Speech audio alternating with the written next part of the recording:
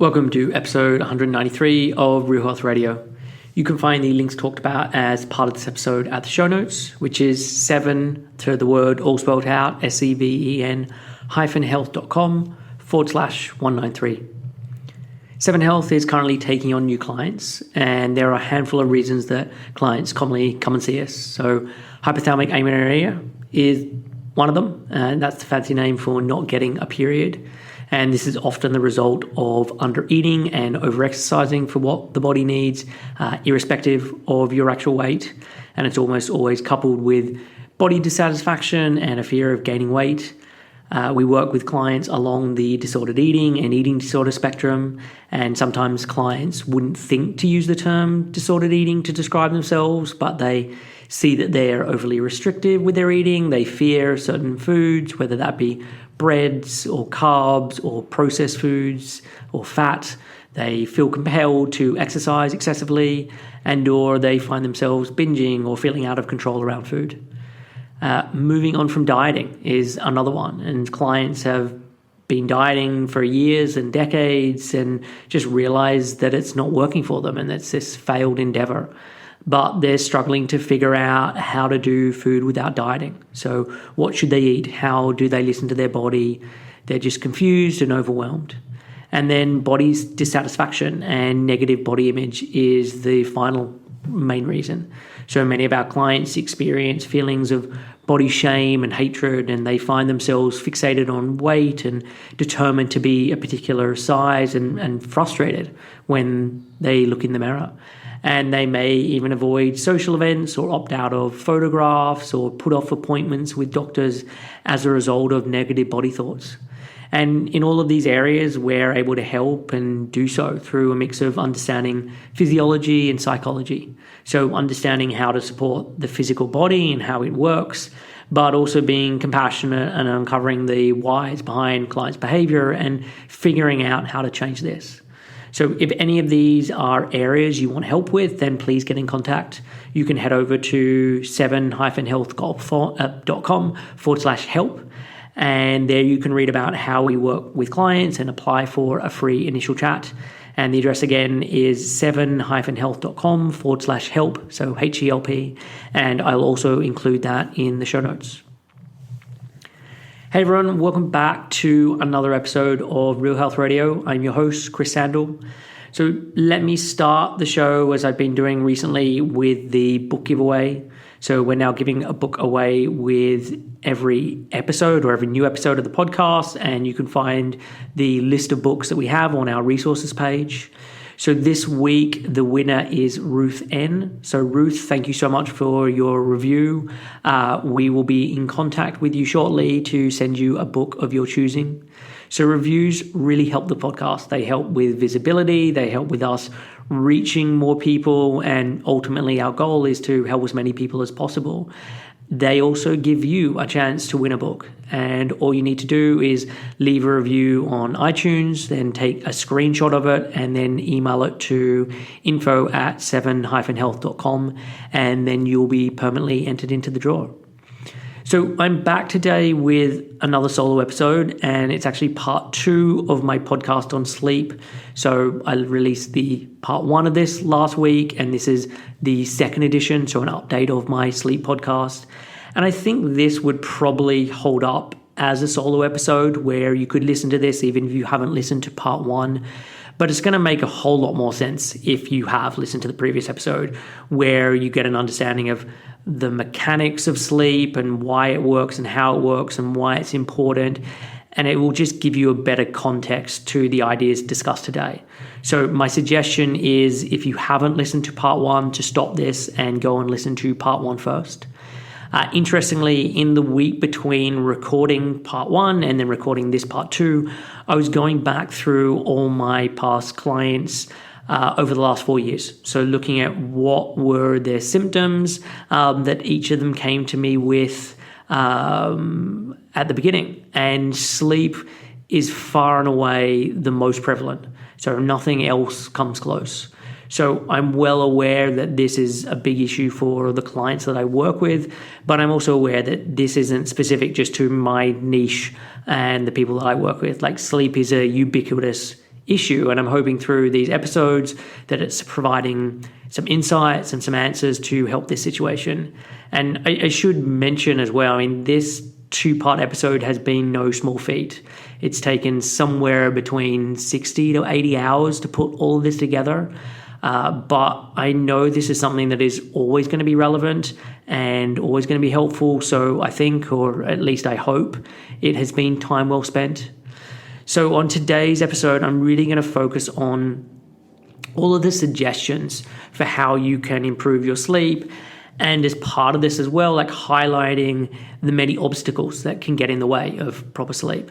And while sleep is something that is typically happening at nighttime, many of these suggestions will be focusing on things that you can do during the daytime to support sleep.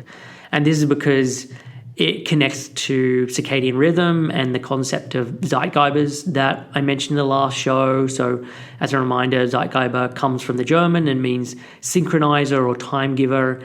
And there are many things that can occur during the daytime and also the nighttime that then attempt to tell the body what time of day it is and therefore can either help or will hinder sleep. As I mentioned in the intro to the previous podcast, I want to make this episode particularly relevant to the demographic that mostly makes up my practice. Because while there can be universality in sleep issues and reasons for sleep issues for clients who are struggling with disordered eating and eating disorders or chronic dieters, some of the reasons are going to be more specific to that situation.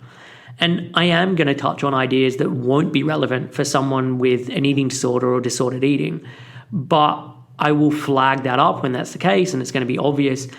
And there's a couple of reasons for this. One, I do have a varied audience and it's not just those with disordered eating or eating disorders who listen, but also when someone recovers and are in a better place, there are ideas that then do become relevant. And even though that's not where they are now, it's so that later on there is some understanding of what those other things could be. So this is my attempt to make this well-rounded and touch on things from many angles, even though it will be focused through the lens of what I'm mostly seeing in practice. So I want to start this by outlining some of the issues I see related to the sleep that clients are experiencing, or the sleep issues that clients are experiencing when they come to me. So the number one most common issue with clients I see is waking in the night and then being awake for extended periods or not falling asleep again at all. So often being awake for an hour or a couple of hours, or where they wake up for 20 or 30 minutes, but are doing this multiple times a night. And this can be surprising for clients because they go to bed exhausted, they wake up tired, they generally feel low in energy, but they just can't stay asleep. And these wake-ups that can occur in the night often can be rather startling. So like they've been given an adrenaline shot, like they just this bolt upright feeling and immediately awake and feeling stressed. It's obviously not always like that, but that does happen. The next most common issue is difficulty falling asleep. So taking an hour or many hours to actually fall asleep. And again, this can happen when someone goes to bed feeling exhausted, but they just can't manage to switch off and fall asleep. And if I was to compare the problem of waking in the night versus difficulty falling asleep, it's much more common for the clients that I see to have issues with waking in the night. So they actually can fall asleep pretty easily, but staying asleep is their problem. So other common issues are waking in the night to urinate, or often waking multiple times in the night to urinate, which can sometimes start in the evening time. So clients commenting that they're urinating 3 or 4 times in the last hour before going to sleep, and then that just continues through the night where they're waking up multiple times. Waking hungry in the night. So sometimes this is super obvious where clients wake up with this really obvious hunger, and then other times it's less obvious, but if they have something to eat, they're back asleep within 15 to 20 minutes, and if they don't eat, they are awake for hours. There can be spending the night tossing and turning and being restless, having night sweats. This is particularly common in the early stages of recovery or during times of extreme hunger or when calorie intake is increased. having nightmares or intense dreams. And again, this is often in the early stages of recovery, but nightmares or dreams where clients feel like they're having to do something and are really active as part of their dream, and then they wake up and it feels like they haven't had a proper break. And then the final one is clients who feel like they've slept fine but are waking up exhausted. So it's not like they had trouble falling asleep or awake in the night, but they just feel unrefreshed upon waking. So those are by far the most common issues I see with clients. And often it's having a combination of many of them. So trouble falling asleep, then waking in the night multiple times, needing to urinate, having difficulty falling back to sleep, waking hungry at some point during the night, having intense dreams at the point of actually being asleep, and then waking up exhausted. So that kind of combination is pretty commonplace. So why is this occurring? So based on the clients I'm seeing, there are a number of reasons, but they pretty much always come back to the same thing, which is an imbalance between the calories coming in versus the amount of calories that are needed. So namely, not enough energy coming in. So clients are in energy deficiency. They aren't taking enough for what is being asked by the body. Or even if they are in energy balance for today, because there is just so much debt from so many years of restriction, even if they supposedly met today's needs, the sleep is still going to be poor because there's that debt to pay. So why does energy deficiency lead to sleep problems? So during part 1, I went through all of the functions that are taking place during the sleep process. So while you're laying on your back and feel like you aren't doing much at all, within the body, there's still a huge amount of important functions that are occurring. So yes, your basal metabolic rate does slow down and lower while you're sleeping, but it by no means goes to zero, and sleep is still a metabolically taxing process, and this takes energy to run. Sleep is also meant to be a time of low stress. If you look at the circadian rhythm of cortisol, which is something I mentioned in the last episode, during the evening time through the night, it's at its lowest points. And it does start to increase as you get closer to wake up time, but during the night, it should be low.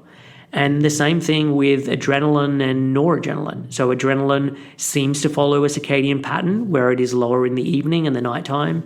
And then noradrenaline, while not following a circadian pattern or rhythm per se, is reduced by the act of sleeping. So whether you are sleeping during the daytime or sleeping at nighttime, this should reduce noradrenaline. So cortisol, adrenaline, noradrenaline all fall under the umbrella of stress hormones. They aren't exclusively stress hormones, especially cortisol, or they have functions outside of the stress response, but let's just focus on them as stress hormones for the moment. So stress hormones are released for a number of reasons. And one of these reasons is to mobilize energy in the body. So if you are running low in energy, your body turns on the stress response to try and find more energy. And as I mentioned a moment ago, sleep is meant to be a time of low stress. But if you're running out of energy, your body isn't able to do the repair work that should be occurring. And when the energy is low, the stress response is then turned on. And as stress hormones increase, this pulls you out of your sleep, or it prevents you from getting to sleep in the first place. Or maybe you sleep through, but there's lots of tossing and turning, and the repair process aren't occurring in the way that they should. Or the high stress hormones leads to nightmares. The need to urinate in the night can also be connected to low energy and increased stress hormones. And this is something I cover in much more detail in the episode 56 of the podcast called Understanding Fluid Intake and Urination. So under the umbrella of insufficient energy, there's a number of ways that clients can get there. The first and most obvious is undereating, and the amount of food taken across a day is just not enough for what the body needs. And often this is obvious. Clients and I are both aware that they're not eating enough. But undereating for others can feel like it doesn't fit the bill. They can't get their head around why they could be possibly undereating. So for some, this is because they are eating a lot of food, but this food is high volume and low calorie. So lots of steamed vegetables, lots of rice cakes or corn thins, lots of salad.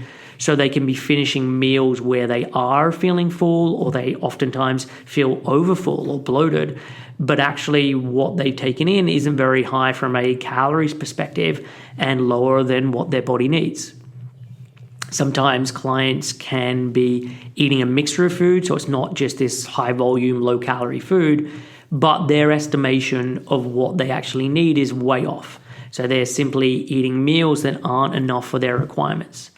And again, sometimes this is obvious as the clients are always hungry, or when they start eating, they feel this wave of hunger, or they finish eating and they know that they aren't full, but they decide they've had enough, or that's the amount that they're giving themselves. But other times, clients genuinely don't feel hunger. So it's a matter of eating even while not hungry, and if they do this enough, then hunger starts to return again.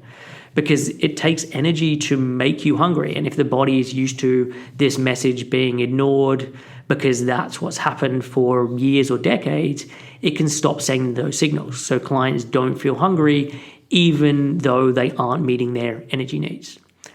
Eating too infrequently can also be a problem and be the reason for not enough calories coming in. And this could be someone eating 3 meals a day and not snacking, but where each of those meals simply isn't large enough. But often what I see, and this is most common, is clients who save up their eating for the evening time or for later in the day, where they either eat no food except for in the evening time, or they do eat other snacks and meals, but actually the bulk of what they eat, say 60% or 70% of calories, are coming in the evening or starting in the late afternoon. And if the majority of eating is happening later in the evening, even if your dinner is leaving you at a point of fullness or overfullness, this still doesn't guarantee that you've covered your energy demands for the day.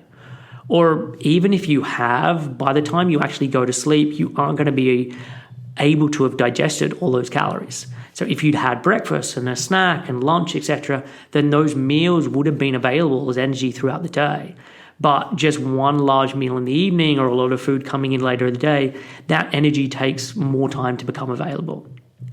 Now, this isn't to say that you can't have a large dinner or eat large amounts of food in the evening time, like you can.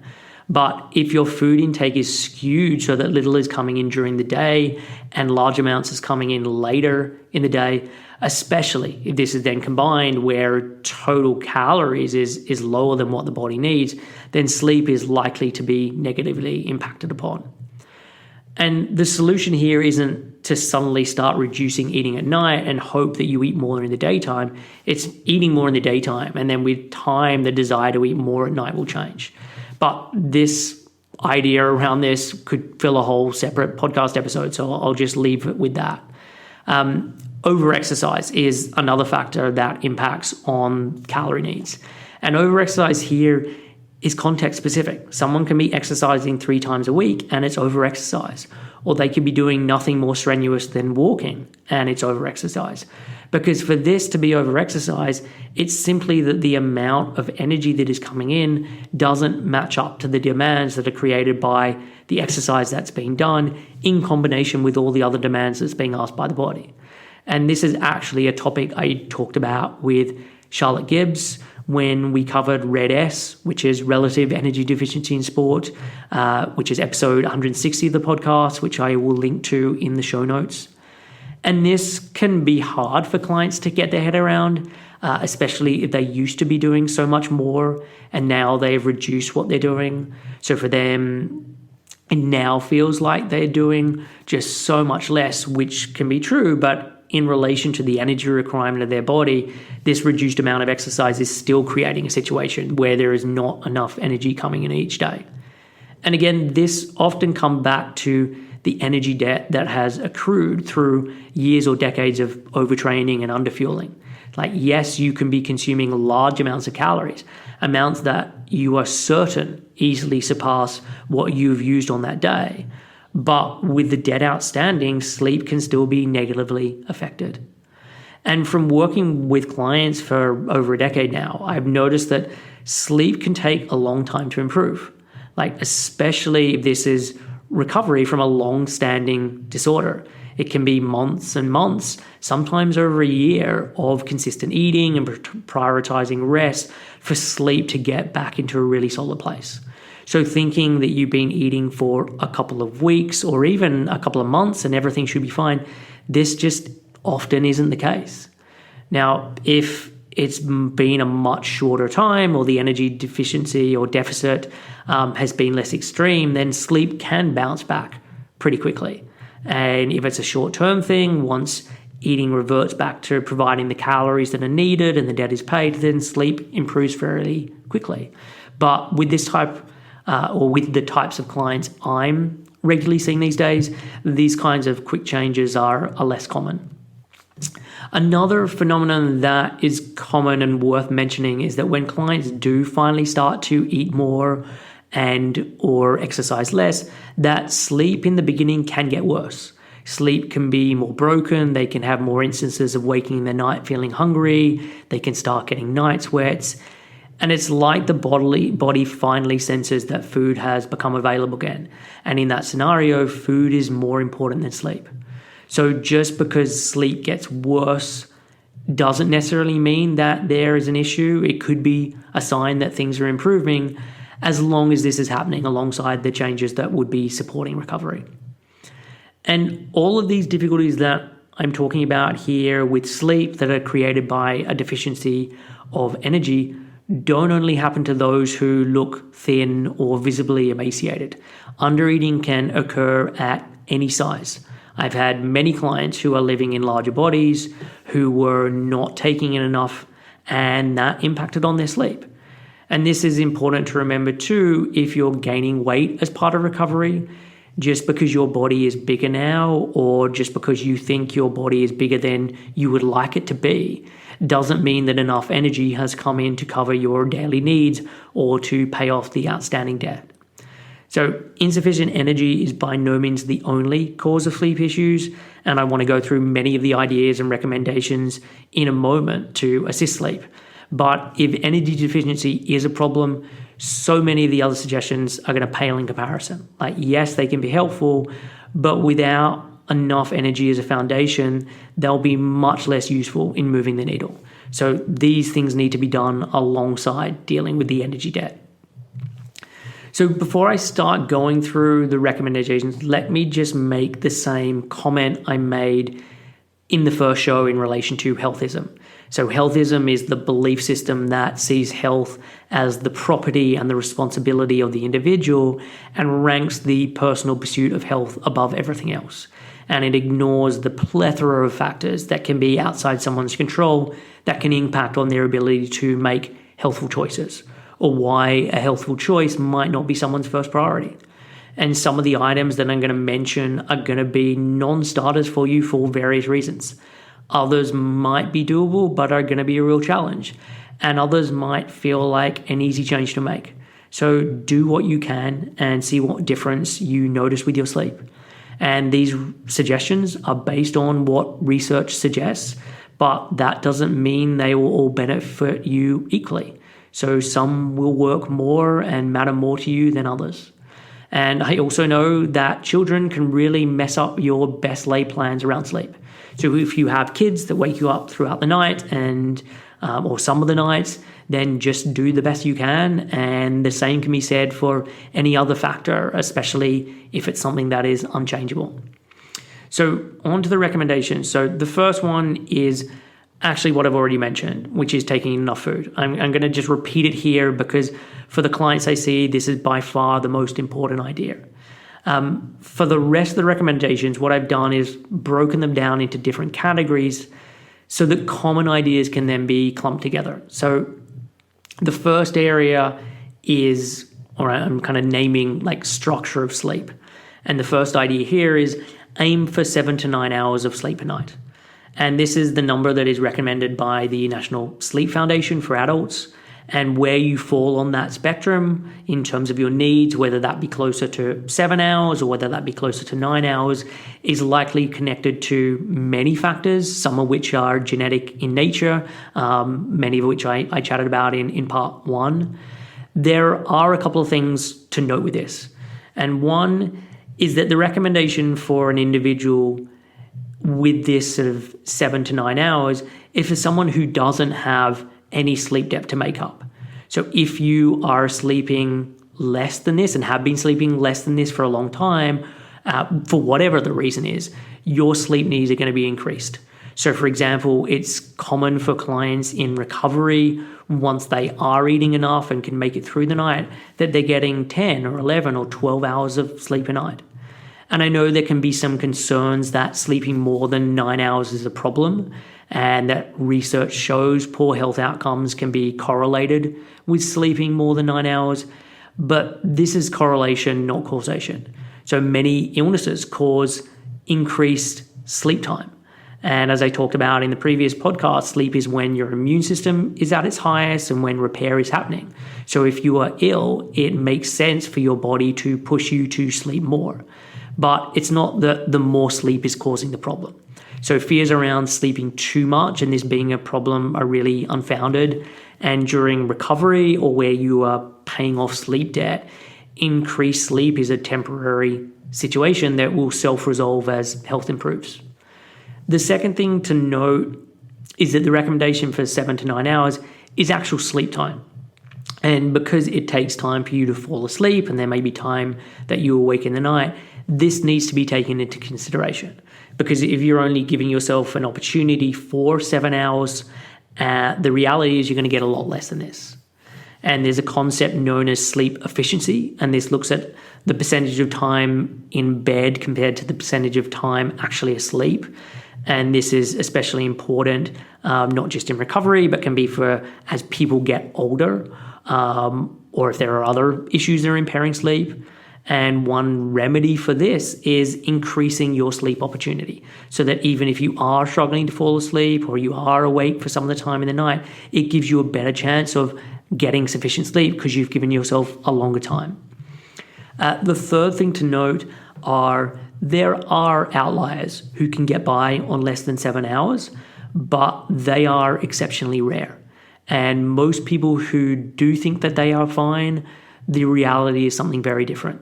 So don't let your wish to be able to function on less sleep blur the reality of the situation. If you actually need 8 hours a night, there's no amount of getting 7 hours a night or 6 hours a night that is going to change this. All that is going to happen is you build up sleep debt. So accept how much sleep you actually need instead of fighting it. There is a rare genetic condition that affects 1 in 12,000. That can mean a person can get by on much less sleep, as little as 5 hours a night. But to quote Thomas Roth, the number of people who can survive on 5 hours sleep or less without any impairment expressed as a percentage of the population and rounded to a whole number is 0. So the next idea is follow the same sleeping routine, whether it's weekend or weekday. So no matter whether it's a weekday or a weekend, your sleep should roughly look the same. So your body should be in a natural rhythm with when it wakes up. And on the weekend, you should be naturally waking around the same time as you do during the week. So comparing your weekday waking time versus your weekend waking time can be a good indicator for how well you're doing on the sleep front. And I know that people have a tendency to go to bed later on a Friday night or a Saturday night. But if we remove this variable, is your wake up time similar during the week as on the weekend? Because it's not uncommon for people to normally get up at, say, 6:30 or 7 a.m. during the week, but then on the weekend they sleep in until 10 a.m. or 11 a.m. or they feel like spending all day in bed. And if this is the case and there's this big discrepancy between the weekdays and the weekends, it can really demonstrate that you have lots of sleep debt that the body is trying to catch up on. And this should be then a fair indicator that you need to be getting more sleep during the week and or not going to bed so late on the weekend. And now, like in an ideal world, if the sole goal was to maximize the benefits of sleep, your sleep duration and the wake and bedtime will be the same with the week and the weekend. But this isn't practical and realistic because people like going out late or they like seeing friends or they like staying up later and watching a movie or for a whole multitude of reasons. So really the goal here should be about consistency. and as much as possible, keeping a consistent bedtime. And a big part of this is to do with circadian rhythm and the entrainment that goes with keeping a regular pattern, and then that helping to increase sleep efficiency. And if you have a routine of going to bed at, say, 11 p.m., then your body gets used to doing this, and it should start to feel tired before this, so that then when you go to bed, you're more likely to fall asleep more easily. And there are plenty of things that can interfere with this, which I'll touch on as we go through these ideas. But keeping a regular structure is going to help your ability to fall asleep and increase sleep quality. The next suggestion is follow your chronotype for sleeping pattern. So connected to this idea of structure and consistency is following the chronotype that you are predisposed to. So I spoke about this last time in part 1. And so you have sort of early to bed chronotype, you have later to bed chronotype, and you should be using this as a bit of a guide with when you should be going to bed. And in the last podcast, I talked about a number of online tests that you can do to determine what your chronotype is, and that these are fallible because habits can have a way of making you answer things in a certain way, even if you are different genetically to what you've been keeping up to. But I would say if you are unsure, I would suggest incorporating some of the first suggestions that I'm going to go through and see if it becomes more apparent. Because basically, if you're not doing the things in the evening time that are artificially keeping you awake longer, will you start to notice that you are wanting to go to bed earlier? Or are you becoming tired earlier? So I would also note that for some clients, they are waiting until they feel absolutely exhausted before taking themselves to bed. And you want to be tired when you go to bed, but this can be more subtle than falling asleep on the sofa and that being your indication of it's time to go to bed. So the next section is light exposure during the evening. So light is one of the biggest factors that can impact on circadian rhythm and our sleep. And in this section, I want to focus on light exposure in the evening time, but later on I'm going to talk about light during the daytime.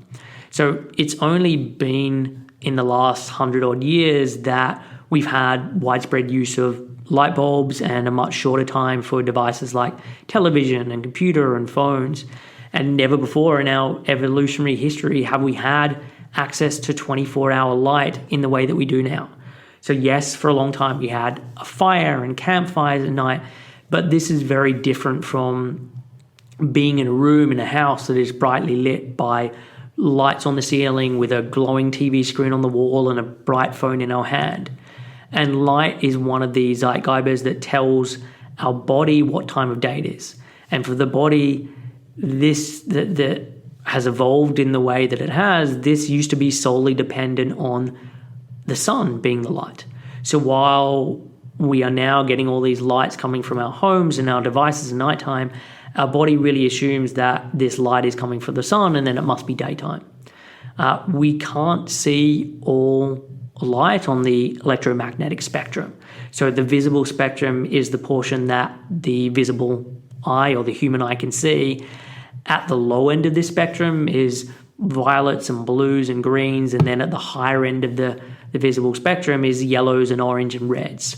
And lights at different points on this spectrum, so whether you're talking about blue light or red light, will have differing effects on the body. So I've actually covered this topic in more detail in episode 52 of the show called How Light Affects Health. It was recorded a long time ago and needs an update, but I touch on this topic around light in much more detail than I'm going to here. But part of the reason why light can be problematic in the evening time is because of the blue end of the spectrum. It's a frequency that the brain and the various body clocks that we have around in different organs associate with daytime. So part of this is related to melatonin, which I talked about in part 1. So melatonin is a hormone that is associated with sleep, And the best analogy for it is it's like the starter gun for a race. It's not involved in the race, but it gets all the various processes to the start line and then gets them to commence. And the problem with bright light, especially blue light, is its suppression of melatonin, meaning that light in the evening can then impact on our ability to get to sleep. It can also interfere with our perception of how tired we are, or you can get into this tired but wired place where you're just pushing back your bedtime, or when you go to bed, you have a real difficult time getting to sleep. So onto the suggestions. So number one is minimize your exposure to bright lights in the evening. So the way you can do this is like dim your lights where possible, use lamps instead of stronger overhead lights. If you want, you can use candles, as quaint as that may be. The older style incandescent light bulbs, in comparison to the new energy-saving ones, actually produce a lot less blue light and more light in the orange and red range. So while the world is trying to phase them out because they are less energy efficient, from a blue light perspective, they can be a better alternative. The next option or suggestion is avoid or limit TV, computer, phones, and tablets before bed. And all of these devices produce huge amounts of blue light. And this is especially the case now because the average TV screen is getting bigger and bigger. And we typically have phones and tablets very close to our faces that are pouring out this light. And sometimes it can be hard to notice this, but if you turn off the lights and then turn on a screen, you can see how much it glows and the light just lights up your face and your body. And this light can suppress melatonin and can interfere with restorative sleep. And this particularly can affect non-REM sleep or deep sleep, as this is the sleep that's mostly happening in the early part of the night. And as someone who runs their own business, I know that this isn't the easiest rule to keep. There are times when I won't finish up recording a podcast or finish on a client call until 9 p.m. at night. And with those, I'm staring at a laptop screen until this time. And as someone who usually goes to bed between 9 and 10, this isn't leaving much break between stopping looking at a screen and then actually going to sleep. And I also, like many people, enjoy TV and movies. I have Netflix, I have Amazon Prime. I find watching things to be relaxing and interesting and a hobby. Prior to being a parent, I used to watch a lot more stuff during the daytime, mostly on weekends. But now with a small child, this isn't an option. So the only time that I can watch something is in the evening time. So I know that the reality of the situation isn't as simple as just saying don't use screens in the evening time. So there's a couple of ideas. So where possible, don't be watching a screen right until the point of going to sleep. If you can create some cutoff point where that's for the last hour or the last 2 hours before going to sleep, you're not looking at a screen, then this is great. Or maybe you set a limit on the number of times you do this each week.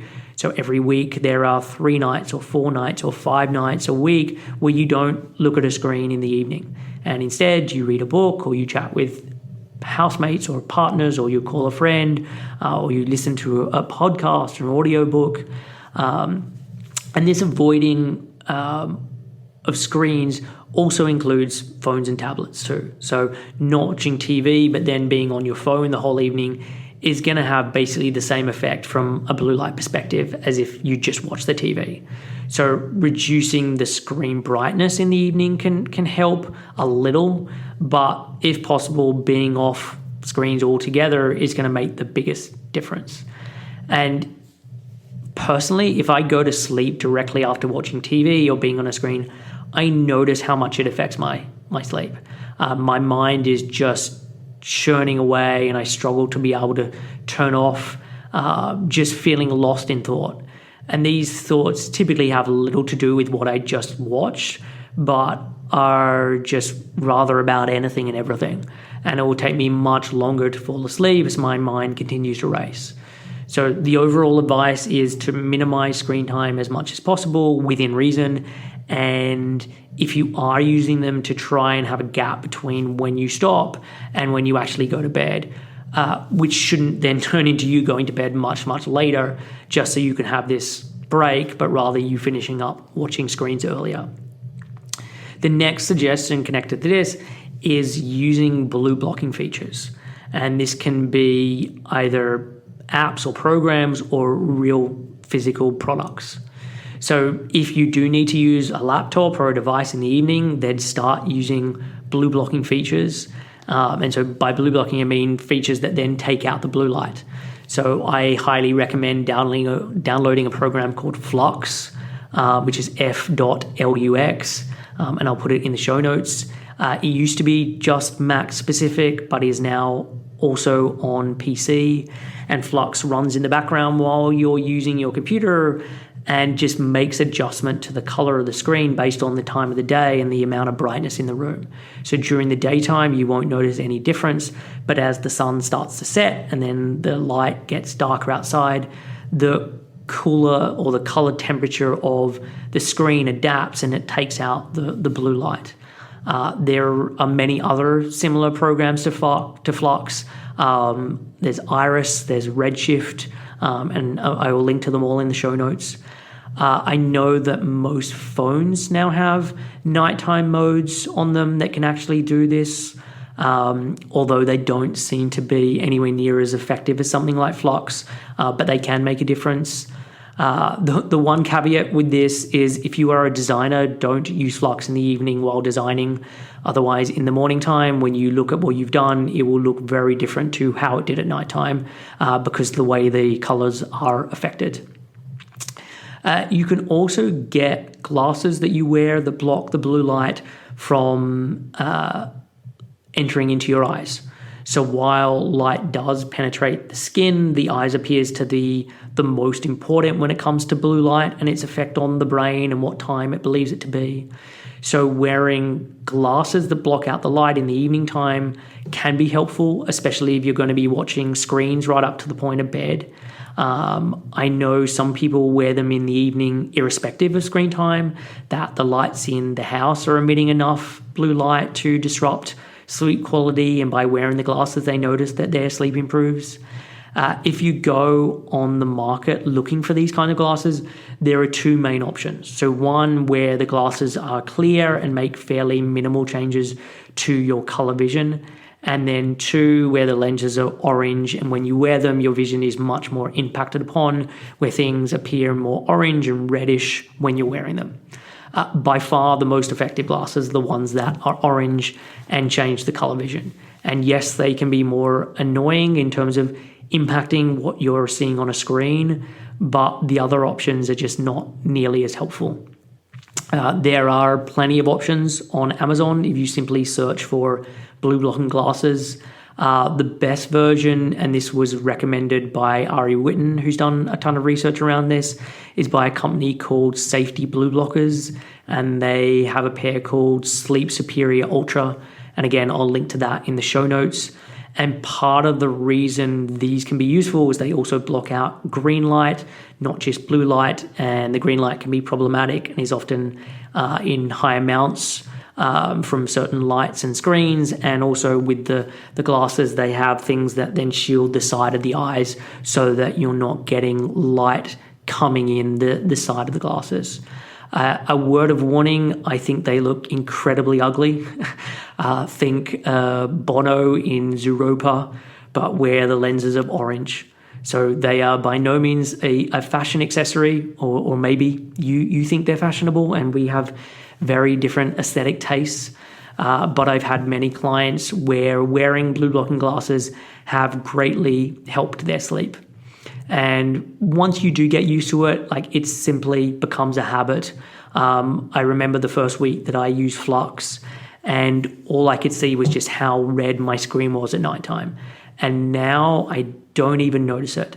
And occasionally I'll turn it off just for a moment just to see if it's still working. And when it goes off, I then instantly notice what it's been doing. And I know at the beginning of the podcast, I stressed how much having enough energy coming in was the most important thing, sort of above all else. Well, I would say that these suggestions around lights and screens in the evening time are probably the next thing that makes the biggest difference for clients. And part of this is because by making this one change, other changes start to follow. So they're now reading more in the evening time, or they start noticing that they're tired earlier because they're not looking at a screen, so they're getting to bed earlier. So this one habit seems to create a snowball effect. But I think this habit in and of itself is helpful just because we've, as a society, got into such a habit of being on screens so much of the day and then so much into the evening time, and that this light has such a profound effect in terms of melatonin and where the body thinks it is in terms of daytime or nighttime. So up until this point, when talking about light at night, I've been focusing on all the things you should be avoiding. But one type of light that can be helpful in the evening time is red light. And when I mentioned earlier about the visible light spectrum, I said that blue light was at one end and then red was at the other.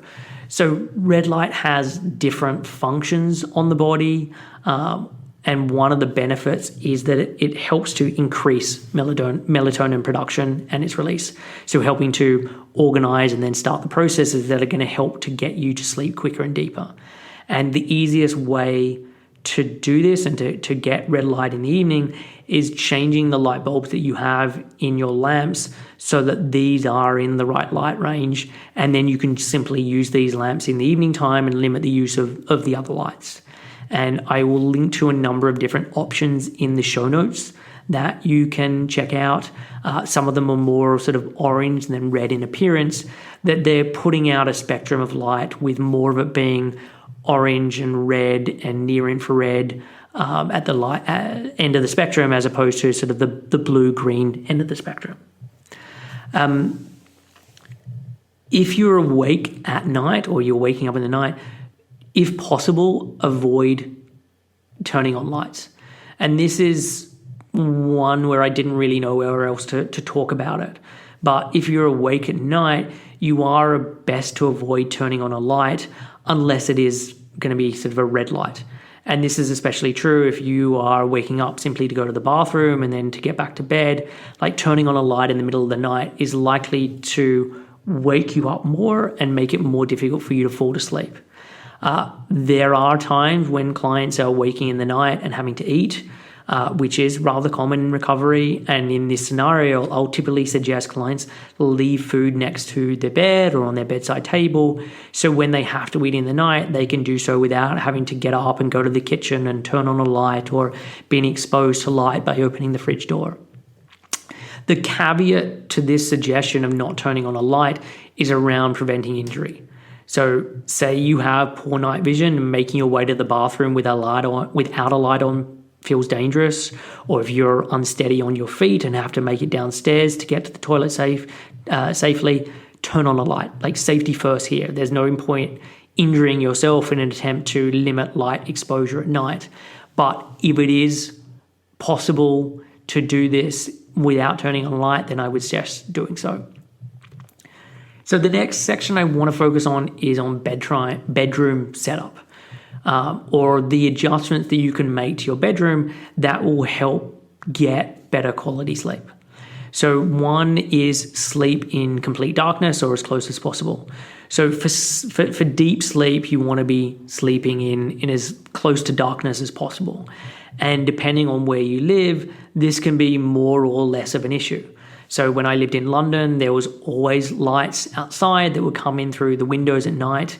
And now living in the country, things are very different, and we have really very minimal light coming in because we don't have street lights and we don't have lights from other properties that are making it through our bedroom windows. So if it's lighter in my room at nighttime and all the lights are off, it's because it's a full moon. So there are two solutions for helping you sleep in darkness. The simplest and most basic is wearing an eye mask. And you want one that is comfortable and you keep on all night long. I know sometimes people put them on just to help themselves fall asleep, but you're really wanting to get the maximum benefit. You're wanting to have something that stays on all night long. I will link to one option in the show notes, but really this is going to be down to personal preference of what feels good on your head. The second option is using blackout blinds or curtains. And so curtains or blinds made from material that are thick enough so that light doesn't penetrate through.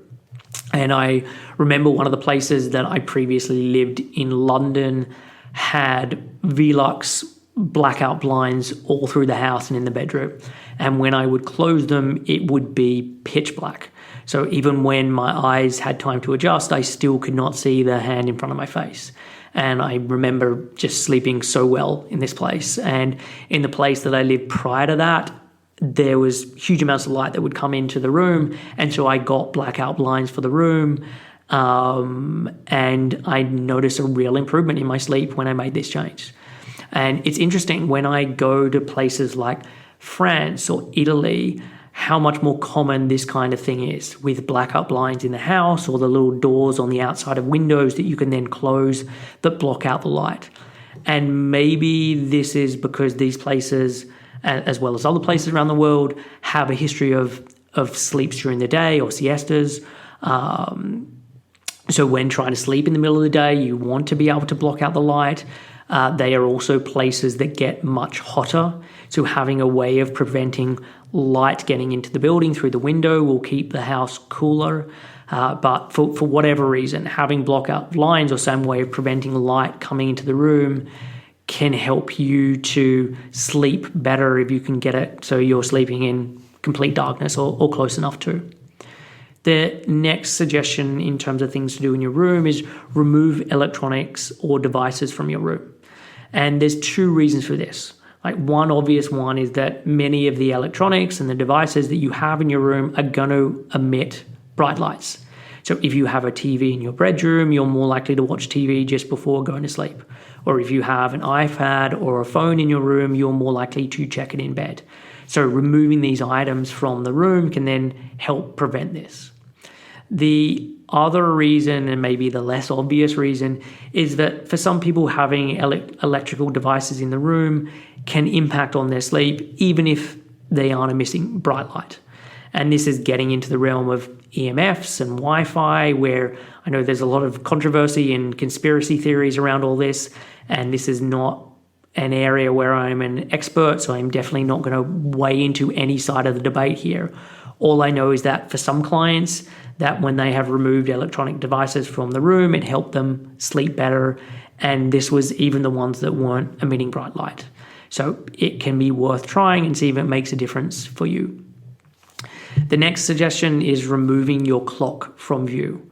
So even if you aren't going to remove electrical devices, for many it can be useful to remove the clock so they can't see it when they're in bed. And part of this is you don't want to have a glowing light next to your face as you're trying to fall asleep. But mostly it's because a clock can be maddening if you struggle to fall asleep or stay asleep. So seeing the time go by and adding up all the missed sleep or doing the math in your head where it's like, if I fall asleep now, I'll get 6 hours. And then if I fall asleep now, I'll get 5 hours. Like it's adding psychological torture to a situation that can also already be stressful and anxious. So removing the clock from view, even if this is simply turning it around so it's not facing the bed, can be helpful.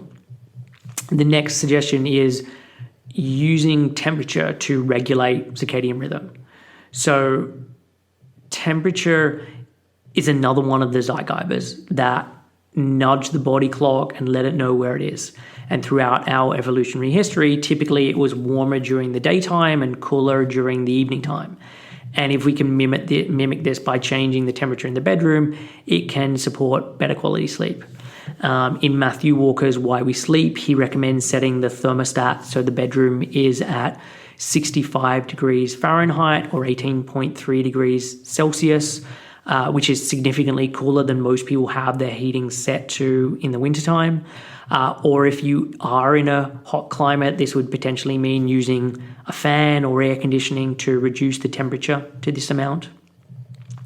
The next idea is correcting for outside noise.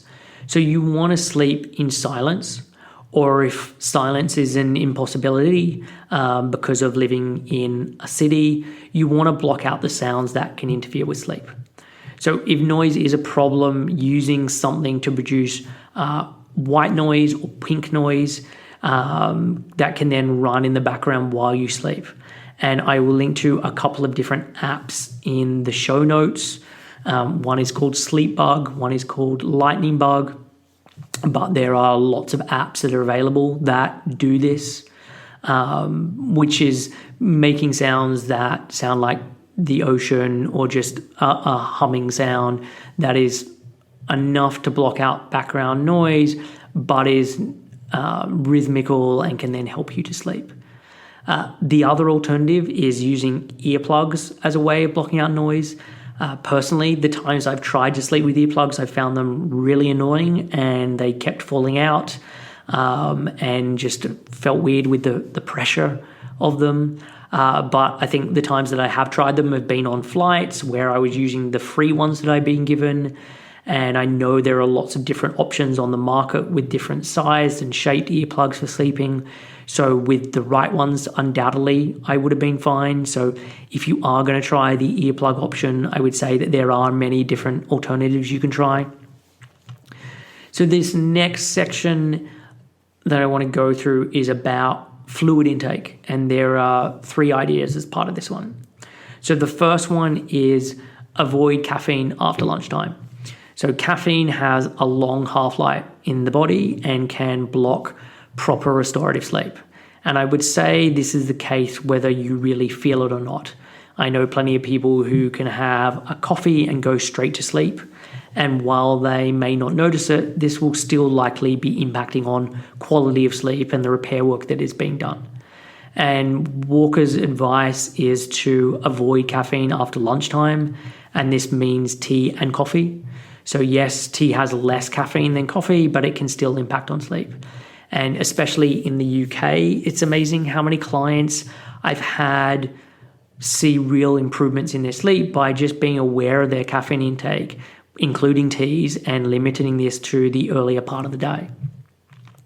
The next idea is limiting alcohol intake. So alcohol prevents you from falling into deeper sleep. And while it makes you drowsy and you fall asleep easily, it may prevent a restful and repairing sleep. And Walker is actually pretty draconian in his recommendations here and really recommends no alcohol in the evening.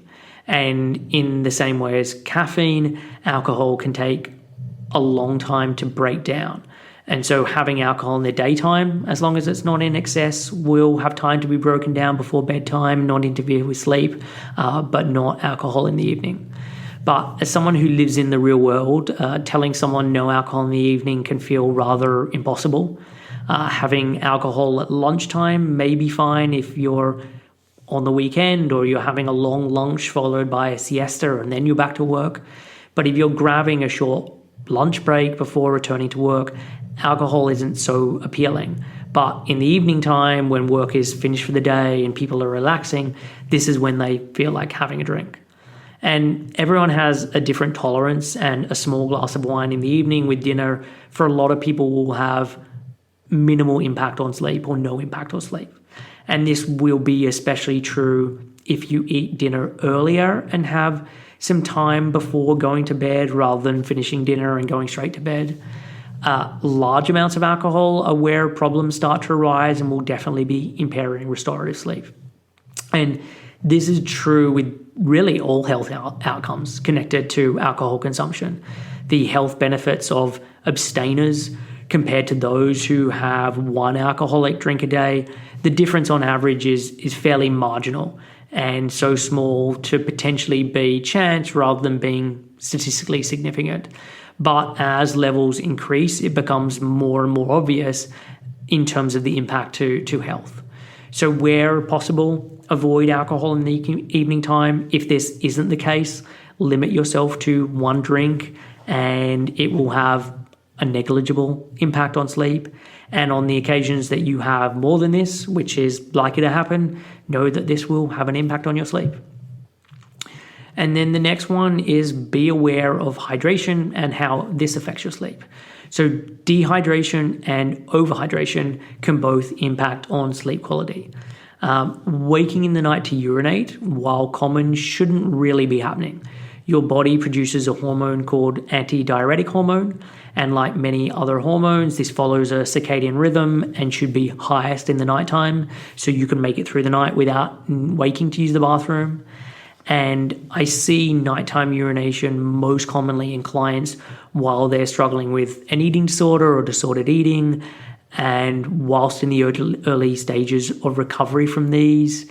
And very often this is frequent urination during the daytime as well, that then just seems to continue throughout the evening. And sometimes this is connected to fluid intake, where these individuals are drinking excessive amounts of water and herbal teas and other fluids. And whether this is all throughout the daytime or like particularly in the evening time. So if this is the case, we reduce fluid intake and we see what happens. And sometimes this is all the change that is needed, and other times it's only a partial resolution.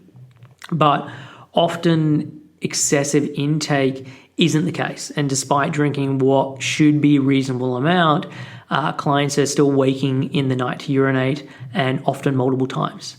And so I typically see this connected to overall energy deficiency and the debt that someone is in, meaning that there is no quick fix for this in many cases.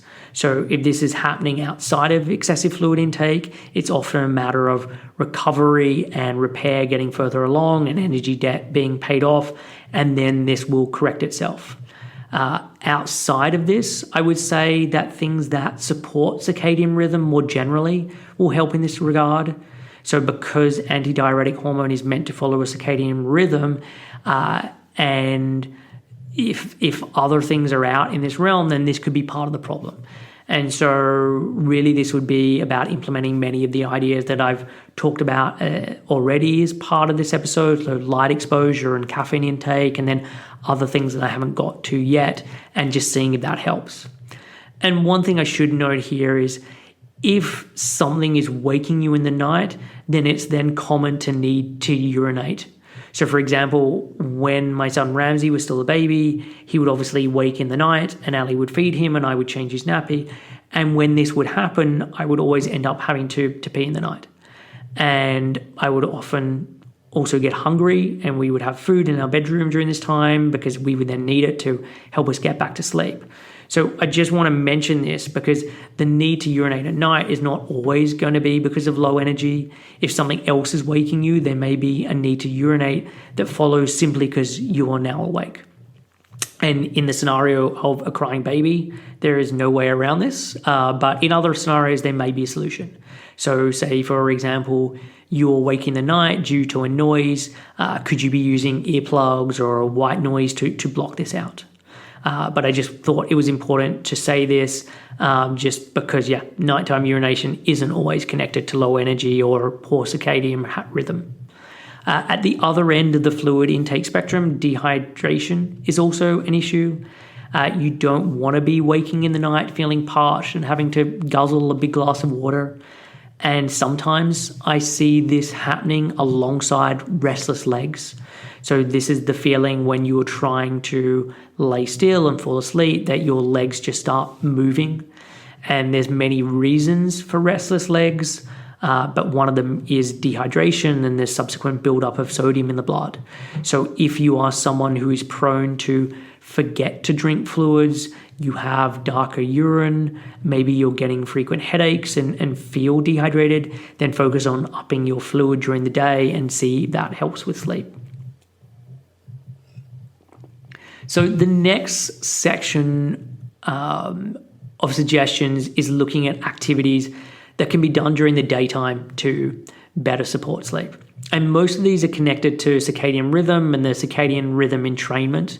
So doing things that are letting the body know that it is clearly daytime. So the first idea is get sunshine during the day. And as I mentioned in the first episode, our circadian rhythm is strongly influenced by light and dark. And the light side of the equation is hugely important. We evolved when we were spending all our time outdoors. For hours and hours a day, we would have sunlight hitting our body. And even if we were in a hot climate and we were escaping the heat of the sun into the shade, we were still being exposed to high amounts of light from the sun.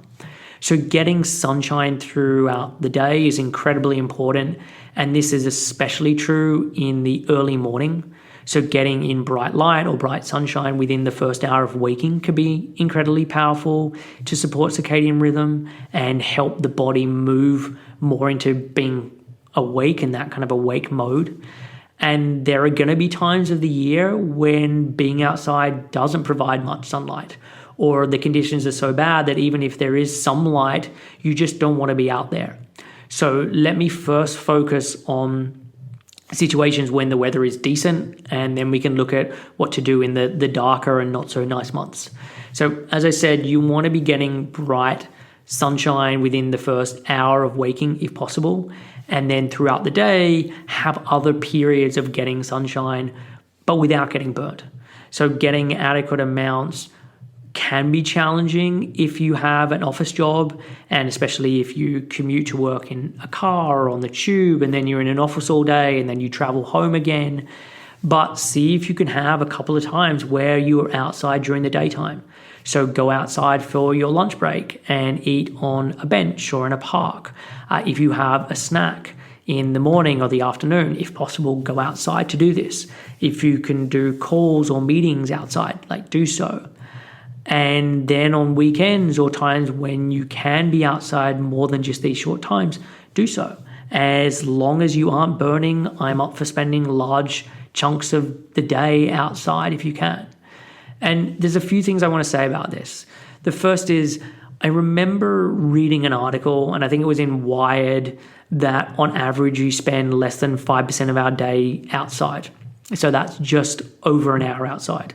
Now, I'm always suspect of articles like this, and so I wanted to look and see if I could find studies looking into this. And I could find lots of articles online talking about this topic, but more difficult to find original studies. It was also difficult because many studies that I could find would ask people about how much time do you spend in nature each week, or how much time do you spend playing outside each week. And because of the way these questions are framed, this isn't telling us about total outdoor time. I did find one meta-analysis called an overview analysis of the time people spend outdoors. Annoyingly, I couldn't find the full study, just down the scaled down summary on PubMed, which sucks because I really would like to dig into this more. But from what I could see, and as part of the study, the estimation was that on average, people spend just over an hour outdoors during the week and nearly an hour 40 minutes on the weekend. Although on holidays, the average time was between 5 and 6 hours outdoors. So the 5% estimate outside of holidays wasn't far off. In other articles online, I found estimates of between 6 to 8% of the day. And so this means that in the whole scheme of things, on average, we spend a pretty tiny amount of time outside being exposed to sunlight. The second thing with this is it can be easy to think we're getting decent amounts of light because we are indoors, but we have these windows and light is coming in. One way of measuring light is lux.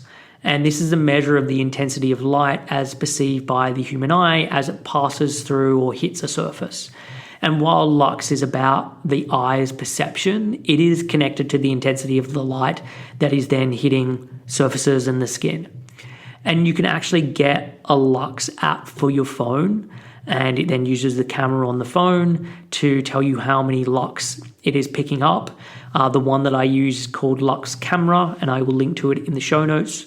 I work out of an office in my garden, and I face a set of floor-to-ceiling glass doors and windows that are 4 meters wide, and I'm about 3 meters back from these windows. So my office feels incredibly bright and light-filled, and I'm looking out to nature, and so it feels like I'm getting a huge amount of light each day.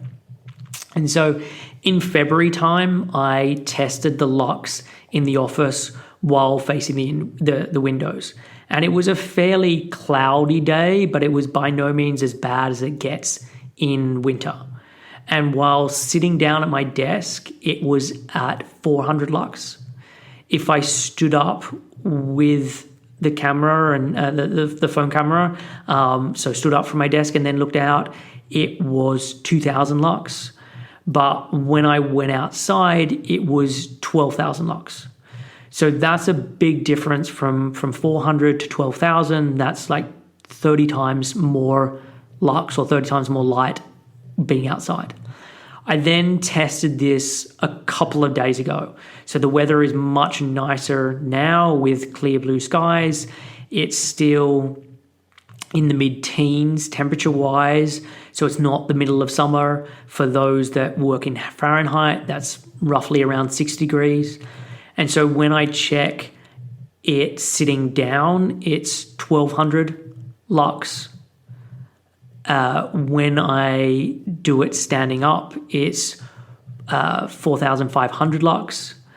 And when I step outside and look at the sky, but I'm away from the sun or looking away from the sun, it was 20,000.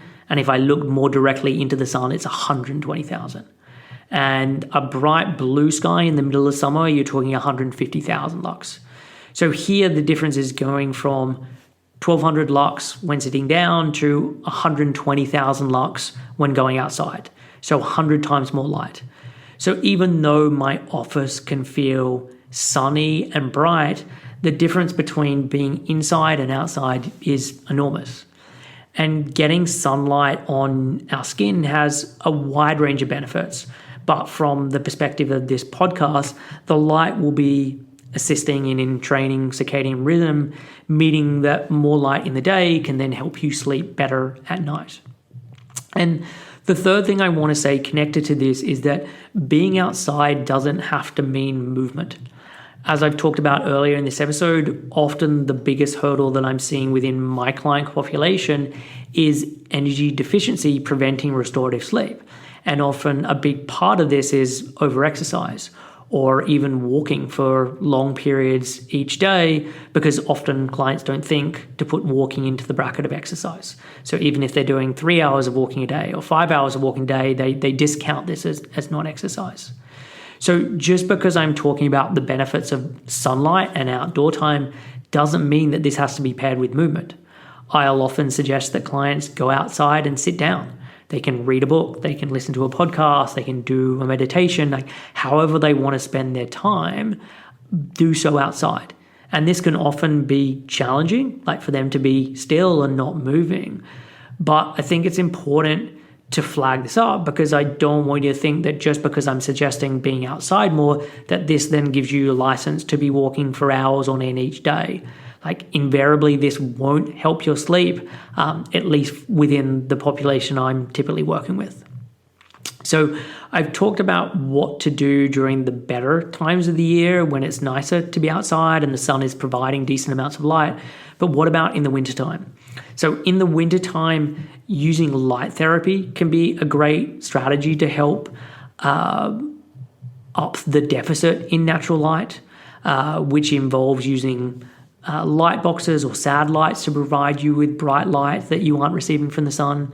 And typically these products will provide around 10,000 lux or higher, which is significantly higher than you're going to get looking out of a window on a grey wintry day. And I'm going to link to a couple of options in the show notes. As I said earlier, getting bright light in the morning can be hugely beneficial. So this kind of light box can be put on first thing in the morning, maybe while you're in the kitchen prepping breakfast or while eating breakfast. So you're getting that strong light early on, reinforcing that it is daytime, even if it's still dark outside. And then you can use it throughout the daytime. So if you have a desk job, you can put the light on your desk or next to your desk and have it on while you work. I would say though, you are best to avoid this in the evening time. And this is the time when things should be getting darker and you're wanting to avoid bright lights, especially those that have strong blue and green fields, which most light therapy lights have. So save these lights for the daytime to use them and then use the red lights in the evening time. Another alternative, and maybe something that is worth having in addition, is a light therapy light that doubles as a dawn simulator. So a dawn simulator is a lamp that you can program to slowly turn on, which you'll ideally use in the morning to mimic a rising sun. So waking up in total darkness, it is rather tempting to hit the snooze button. But when a dawn simulator is used, you get this slowly increasing brightness of light, which mimics an accelerated sunrise, helping you to gently wake up. So when the alarm finally goes off, you're already much more awake, or maybe you don't even need alarm. Like the dawn simulator is enough on its own to wake you up. And this means that before getting up, you're already getting decent amounts of light, or a dose of light that's helping to reinforce to your body that it's morning time. So those are some of the ways that you can be upping the light to support circadian rhythm and assist better sleep, and also just feeling better when you are awake. So still in this same section of things you can do during the daytime to support better sleep is something that's connected to what I just talked about. So waking up without an alarm. So an alarm is hard on the nervous system and the cardiovascular system, increasing both stress hormones and blood pressure. And this is multiplied if you keep hitting snooze, where you fall back into sleep and the alarm goes off again, giving you another shock to the system. In an ideal world, you are going to bed early enough so that you naturally wake up before you need to get up. The next best option is using something like a dawn simulator that naturally wakes you up through the use of light. Or if you do need to set an alarm, to make it something gentle and at a lower volume that wakes you up without startling you. And that when this goes off, that you get up without snoozing. And obviously, to make all of these things work, you need to be getting enough sleep and going to bed early enough for this to happen, so that you're then waking up where you're feeling refreshed and are able to naturally wake up.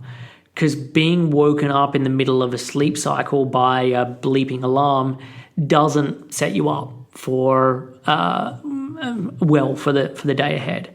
And I know this can be difficult for many reasons. So often clients would love to be sleeping better. It's not that they aren't trying to, it's just that because of where they are in the recovery process or because of where their body is, it's just messing with their sleep, and they're often in a deep sleep at the point at which the time they need to get up. Or life is incredibly busy and getting enough sleep is just difficult. Or you have to wake at a time for work that is outside when you would otherwise get up, and so you aren't naturally waking at this time. So this one might be one of the ideas that feels completely outside of your control. But if you can be finding a way to wake up without an alarm, then go for it. The next suggestion is around eating and doing so in a consistent manner. So the body thrives on regularity. And part of this is because regularity reinforces circadian rhythm and tells your body what time it is. So in an ideal world, eating meals at consistent time each day will support the body. So having breakfast at a similar time, lunch at a similar time, snacks at a similar time. In recovery, this may mean eating many meals throughout the day.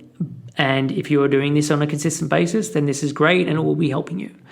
But I should add here that this shouldn't be an excuse to put off eating and to restrict.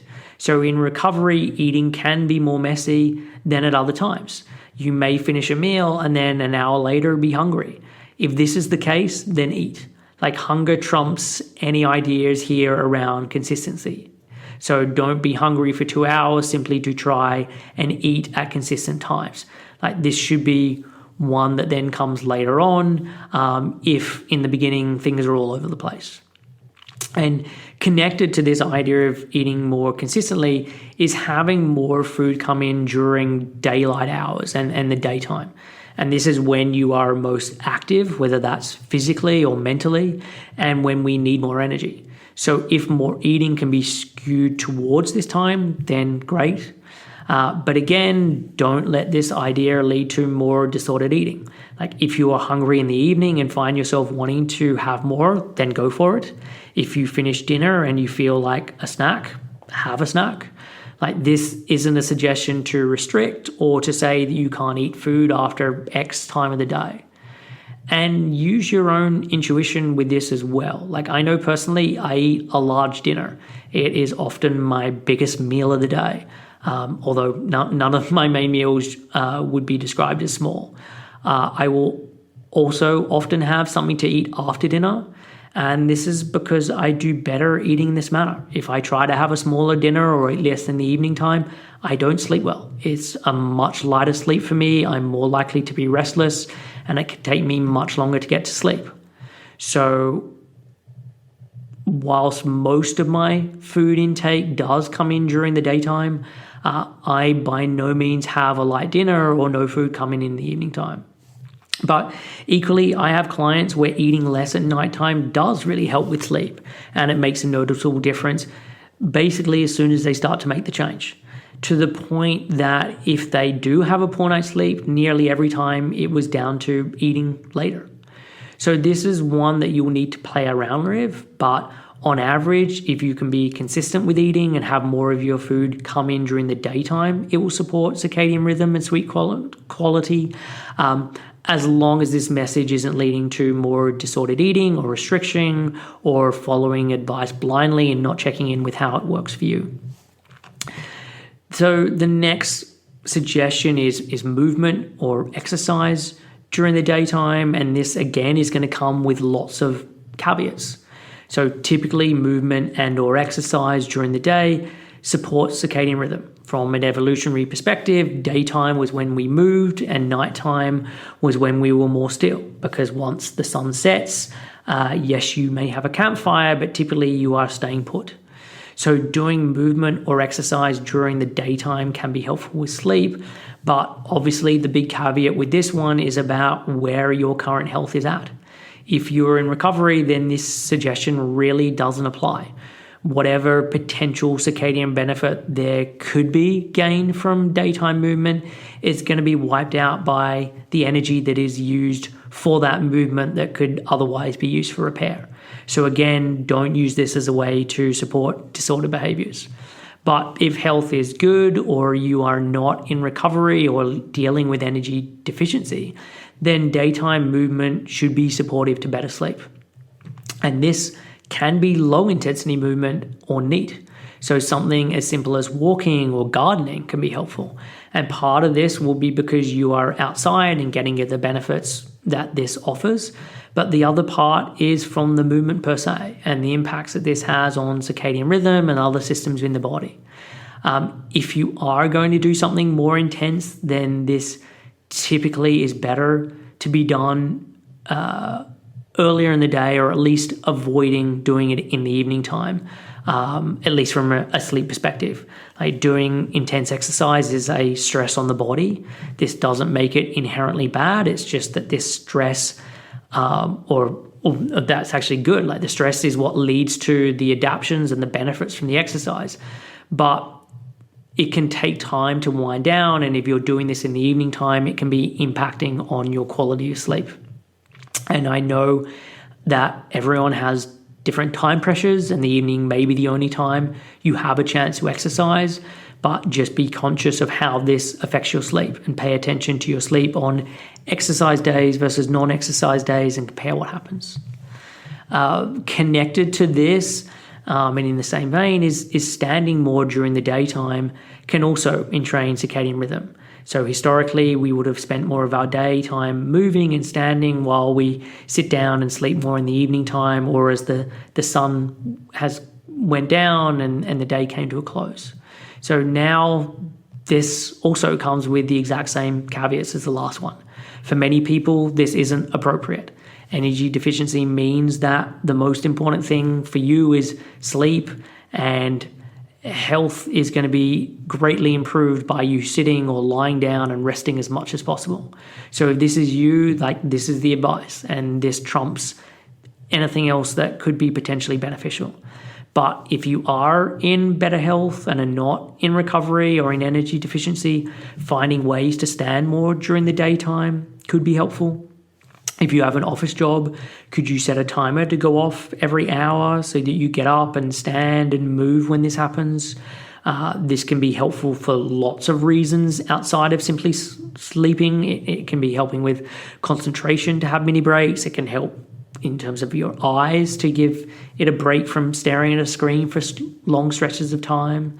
At the more elaborate end of the spectrum, and this is clearly not going to be an option for everyone, is to have a sit-stand desk, which is the desk that can be adjusted so that you can spend some of your time sitting and some of your time standing while working. This is something that I got when I moved into this new office about 9 months ago, and so a couple of hours a day I will standing while I work. But I want to highlight that, one, I am in good health. I'm not in energy deficiency. And so doing this does genuinely benefit me. And two, I'm in a privileged position that I get to pick my own office furniture and am my own boss, which is not most people's experience.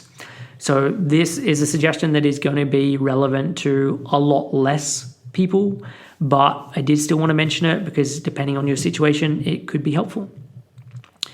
So the final thing I want to mention in this section of daytime activities is to do with naps. So in Walker's book, he is rather supportive of the idea of naps during daytime, which is common in many cultures, although it's sadly dying out. And he talked about when these countries do shift to stopping napping during the day, many health problems start to increase. And some of this may simply be to do with these people getting less total sleep overall than previously. So no longer napping, but they haven't increased their nighttime sleep.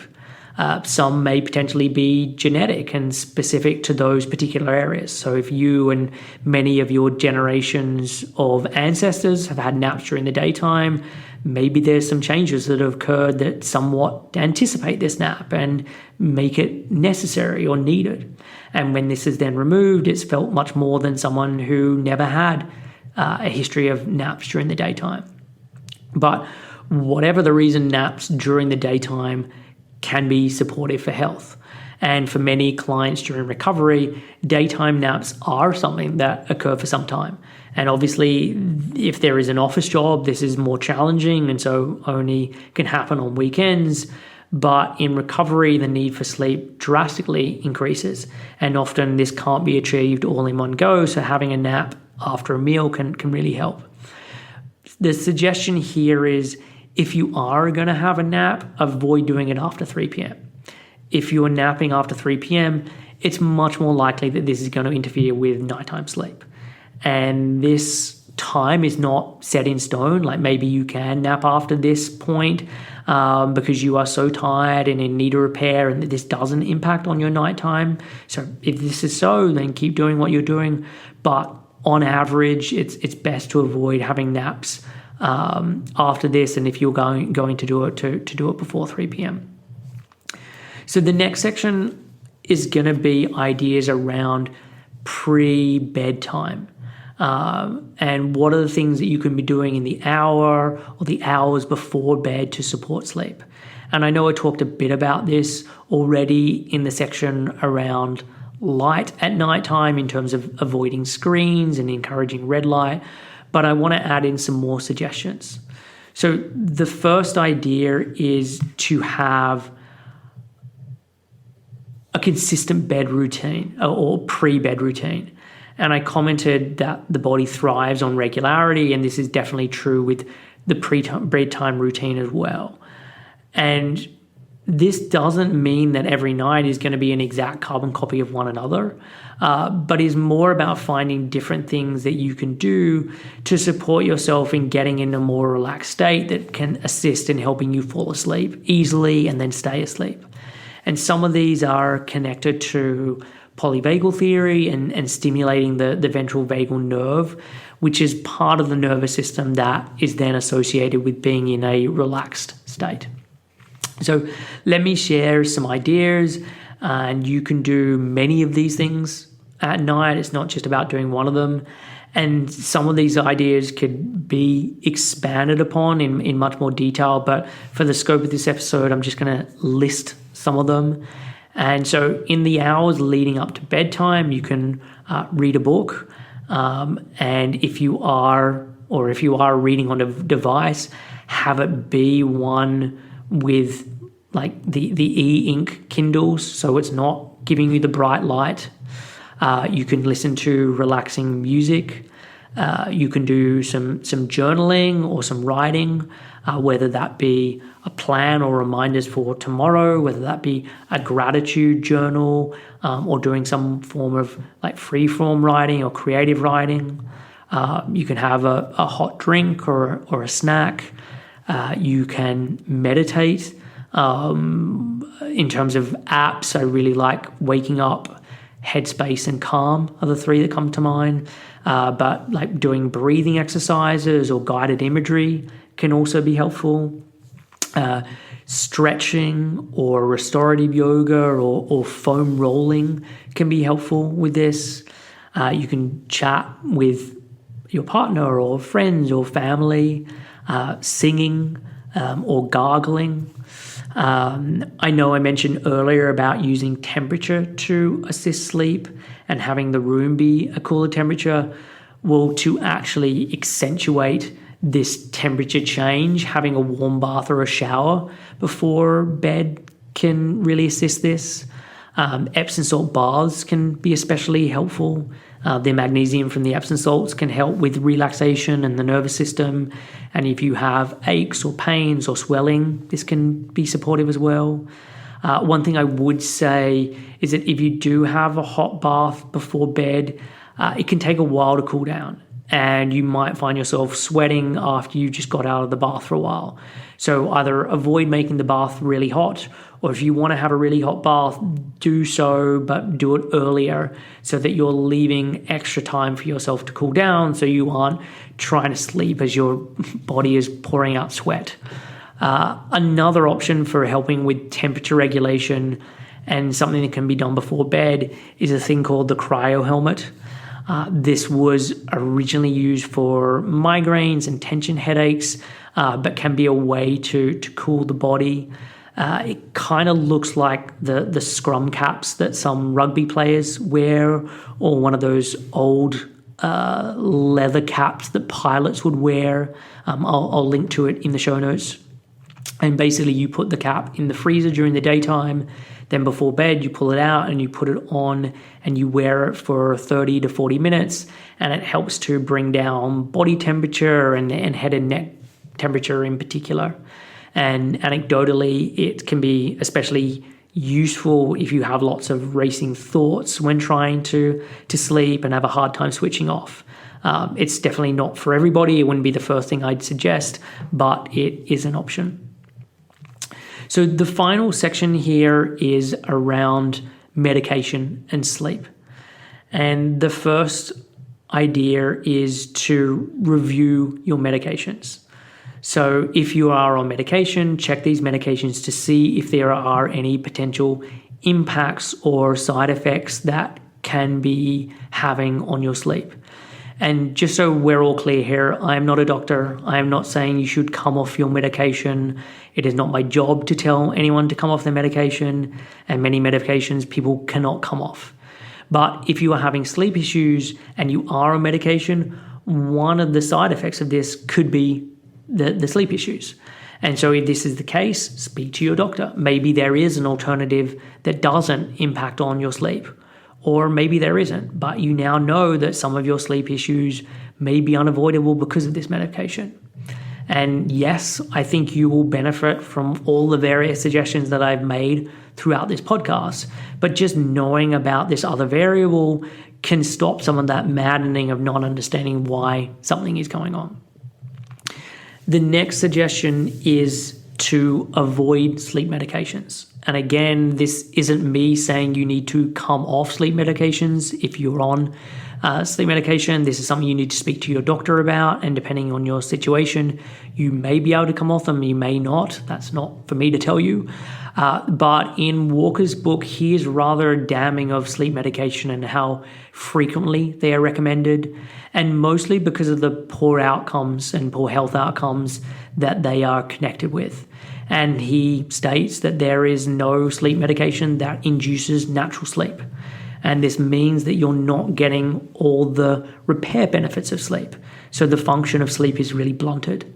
And they are also highly addictive and make it difficult for people to sleep without them, which then becomes a vicious cycle. So Walker, instead of sleep medications, recommends CBTI as the first line treatment, and that stands for cognitive behavioral therapy for insomnia. And it's hard to describe CBTI in a simple sentence or two, because it's not one simple technique that you do and then sleep improves. And while insomnia is in the name, there are many things that can be used for, some of which people aren't going to use the word insomnia to describe. So it's used for trouble falling asleep, waking through the night, early morning waking, feeling unrefreshed during the day, anxiety around sleep, and then general anxiety and stress management. And the way that CBTI works is you work with a trained practitioner and you have weekly or fortnightly sessions. They take your case history to understand what your issues are. And then they get you to keep a sleep diary. And they use this as a basis for recommendations and a way of measuring improvements.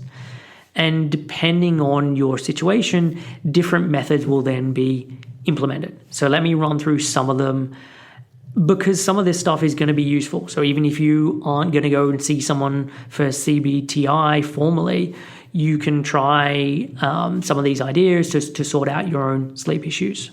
So part of the CBTI is looking at things like sleep hygiene, sleep environment, relaxation training, and then the other lifestyle habits that can impact on sleep, which is basically everything I've covered as part of this podcast.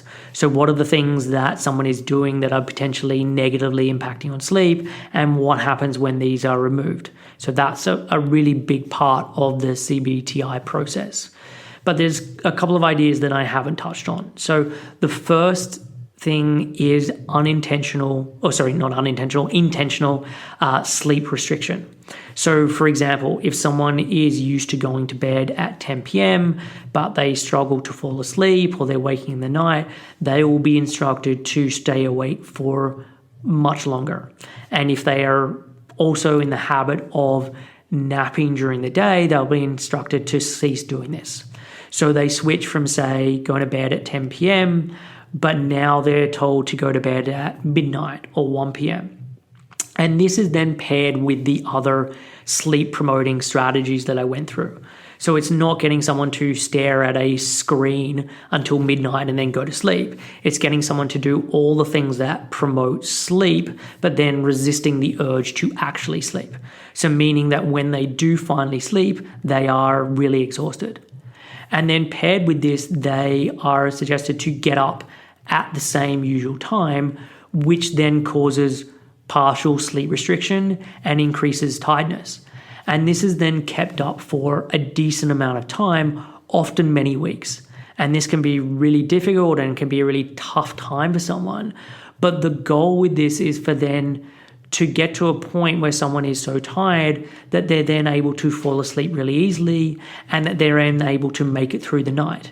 And when this then becomes consistent, they start to slowly increase the bedtime so that they start to go to bed earlier and earlier, but they're still able to then maintain the ability to fall asleep easily and sleep throughout the night. And again, while still continuing to work on sleep hygiene and sleep environment and relaxation techniques. And I know Ari Whitten has talked about studies that take this sleep restriction further. So where people will stay awake for a full night or even 2 nights or 3 nights so that they're absolutely exhausted when they finally are then allowed to sleep. And when they do finally go to sleep, this can then sort of reset the system. And then if the other sleep practices or helpful sleep practices are then in place, it can be a quicker way of getting back to sleeping well. The big caveat with this method is that if you are doing this for more than a single night, then you definitely should be doing this under the care of a sleep specialist or a sleep doctor. And you should definitely not be driving. Like even if it's just one night of total sleep deprivation, given the damning statistics I talked about in the previous episode connected to sleep deprivation and car accidents. So some form of sleep restriction is often used as part of CBTI or that method. And then another component is remaining passively awake or paradoxical intention. And so most people who struggle with falling asleep or waking in the night and not getting back to sleep get into this mental place where they're trying to will themselves to sleep, where there is this force that they're trying to impose to push themselves to sleep. And this obviously causes lots of stress and anxiety and rumination and has the opposite of the desired effect. So with this, they teach you to be okay with just lying there and being awake. So stop trying to force yourself, or even counterintuitively to lie in bed, closing your eyes, but with the intention of not falling asleep. So see if you can try and keep yourself awake.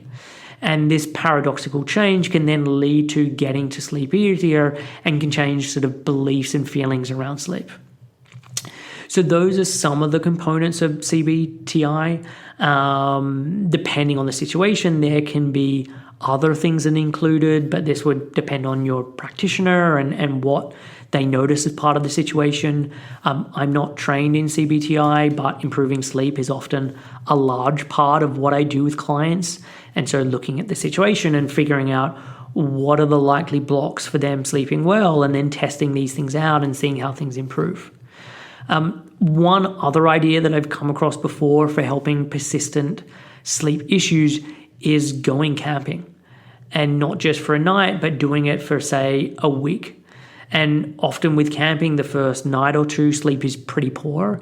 It's not as comfortable as your usual bed. It can be really cold or really hot in the tent. So doing it for more than a couple of days and more like a week is where you'll then really notice the difference. And a big part of this is that it forces you to change many of your habits. You're going to bed much earlier because once the sun goes down, the darkness makes you more tired. Like even if there is a campfire, this is different to sitting in a fully lit up household room. If you do this time to disconnect from your phone, you're then not going to be looking at a screen at nighttime. During the daytime, you're getting plenty of natural sunlight as you're spending time outdoors basically all day as part of the camping. You're getting the natural changes in temperature as the sun goes down and the nighttime is cooler than the daytime. So really, so many of the suggestions that I've made throughout this podcast get made for you because now you are at the mercy of nature deciding.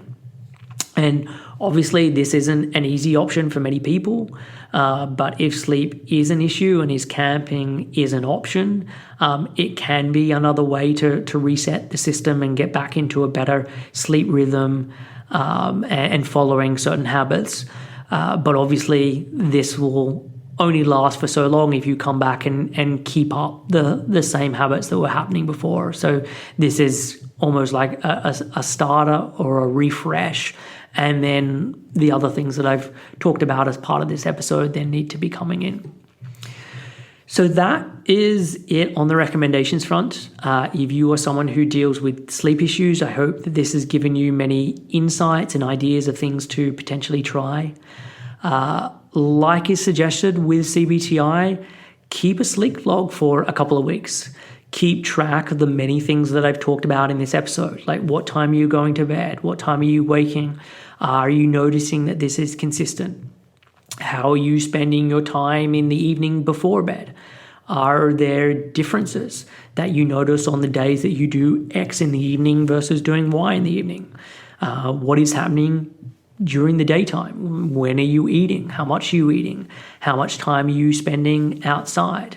Really get a sense of what your baseline is and then figure out what you want to experiment with changing to see how it helps with your sleep. And just a note on making changes, like habits are hard to break.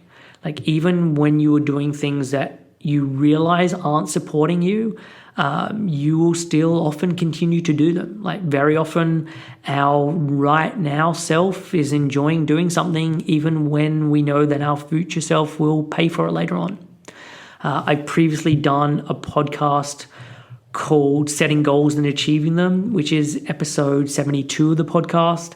And basically it looks at how to go about making changes that actually stick, with the short summary being that you focus on one thing at a time and figure out how to make that a habit.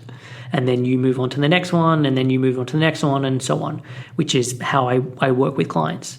And on the surface, it may appear slower to do it this way, but the reality is that in 6 months' time, people are in a hugely different space than they were because of all the changes they've made.